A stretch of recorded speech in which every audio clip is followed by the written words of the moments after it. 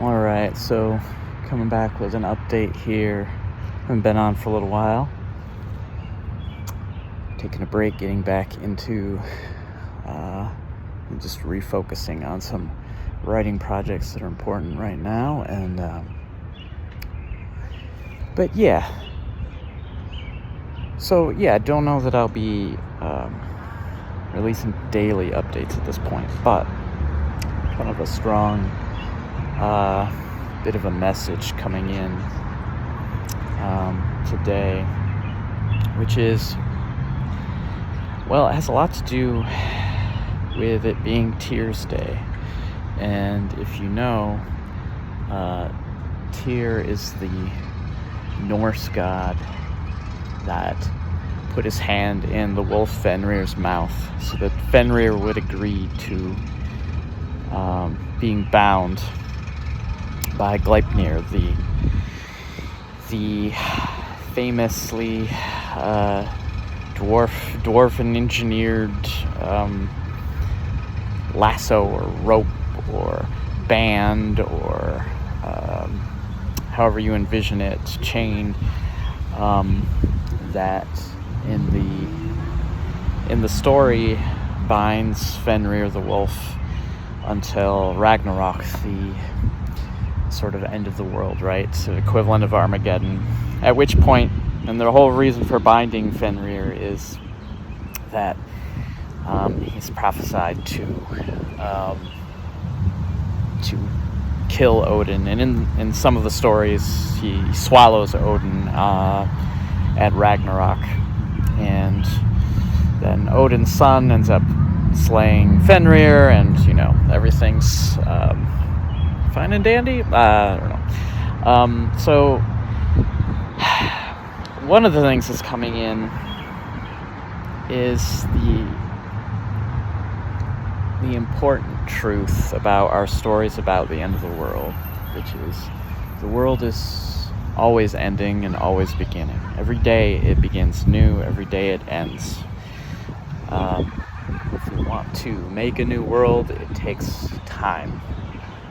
And the reason the number 7 years comes up in the book of Revelation in the Bible is because it takes about 7 years for us to rejuvenate our own bodies. Our bodies become basically new every 7 years, something like that, and on average.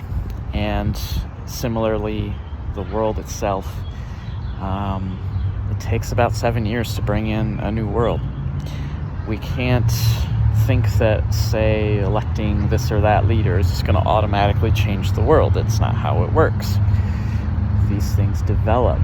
And also then we ought not to expect these apocalyptic endings, right? And then along with that, this sort of self-congratulatory sense of I'm one of the good ones, and when the world ends, I'm going to be on the good side of things, and all the bad people are going to die because the world ends in this big, bloody, awful battle, and I inherit everything else. It's a sort of revenge fantasy, right? And that's a misreading of these stories, and not understanding them as symbolic and what their symbols mean. Not that there aren't living energies behind the stories and behind the figures and the beings, the identities, the entities in the stories, but and not that we also can't inhabit some of those, right, ourselves in our own lifetimes.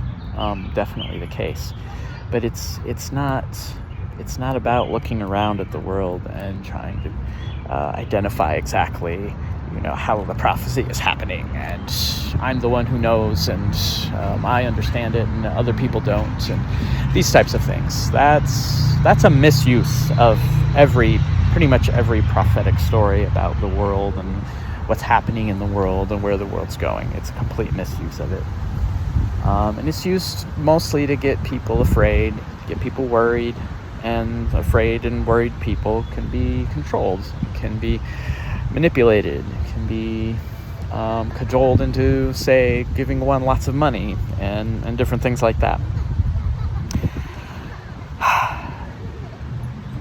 More specifically, though, what's coming in is about Fenrir the wolf. Fenrir represents insatiable hunger. And again, we need to understand this in symbolic terms, not Fenrir the wolf as inhuman, but as a dark aspect of humanity.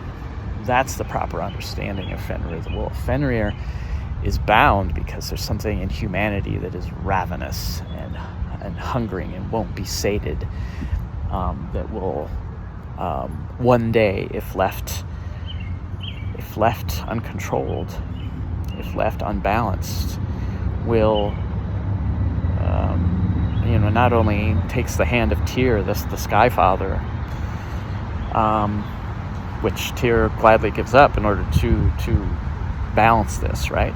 Tyr, by the way, is a war god, so partially. So the war god giving up one of his hands is symbolic here of something too, right? We're trading the ability to fully be warlike for a restraining of something ravenously hungry in humanity. That's the important thing of this.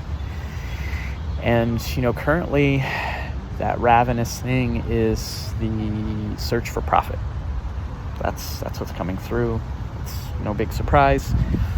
And when the search for profit and a two-handed war god come together, a ravenous Fenrir, not bound, and a two-handed war god come together, we have awful things that happen. Now, the good news is, in fact, our war god is one-handed, and Fenrir, though still there and ravenous and hungry and wanting to eat everything, is restrained.